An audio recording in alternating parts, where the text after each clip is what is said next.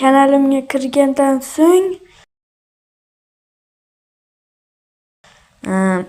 mana buni bosamiz. Buni bosgandan keyin esa mana buni bosamiz. Tekin almas kerak bo'lsa shu ilovani qilinglar, 100% o'xshaydi.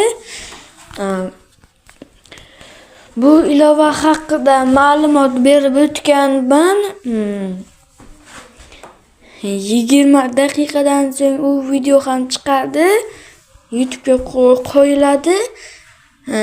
Sizlar bu ilovani yuklab olasizlar. Menga ochiq bo'lganligi uchun men ochish tugmachasini bosaman. Ana bu ilova bir joy ochiladi. Men ochganligim uchun men kirib ketdim. Sizlar esa Google'ni bosasizlar va Google akkauntlar, Google emaillerini kirgizasizlar va shunday joy ochiladi. Bu haqida ma'lumot berganman. Tekin almas 100% o'xshaydi deganman ismini. Shu 100% o'xshaydigan ilova. Obuna va like bosing, ilovaga kirishni esdan chiqarib qo'ymanglar.